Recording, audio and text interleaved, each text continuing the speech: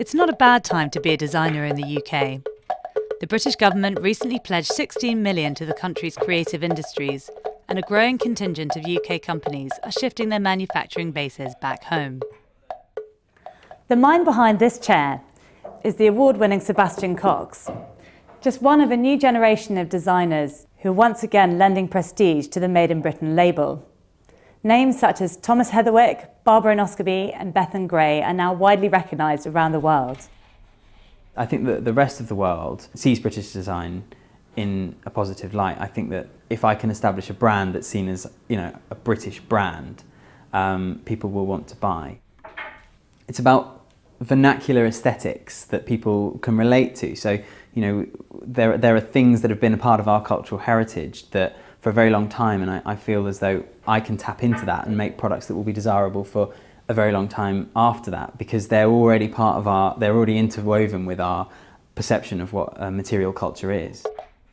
28-year-old Cox describes himself as a designer maker and is passionate about sustainable design. He won an award for his imaginative use of an underused resource, coppiced hazel, and has designed collections for UK furniture outlets such as British Home Stores, Heels, Liberties and Sir Terence Conran's Benchmark Furniture Company. Finding ways of defining yourself and selling into retail stores is essential, but as more universities close their furniture courses, the challenges are mounting for aspiring designers.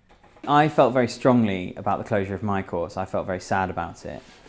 I think apprenticeships are a really good alternative, but the thing that an apprenticeship won't teach you is designing and making. I would argue that within my business, they are equally as important. When I design through making. So we prototype a lot, we make a lot, and in fact, the way a thing is made will often inform the way that it looks. The limelight of international shows can offer a fast track for emerging designers. One of the most important of these is the annual London Design Festival, with over 300 events and installations around the capital. This old sourcing office in the heart of the city will hold one of the biggest exhibitions. Design Junction offers up a cornucopia of contemporary design to the thousands of visitors travelling to the festival from all over the world. I think with British designers, their approach to design is slightly different in that they're more pragmatic and they actually understand more about the manufacturing processes and capabilities, and they work very closely with the manufacturers on that. And it's a slightly different flavour, because in sort of Scandinavia you'll have sort of slightly more pared back design, Italian design's quite sleek, and in Britain it's slightly more playful and very innovative, and they sort of really understand the engineering process.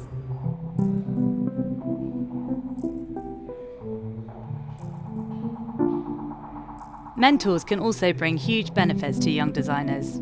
Here in the UK, a number of big names are offering their expertise to the fledgling class. It's a role that Ziva Ram, one of the country's leading designers and retailers, has often played.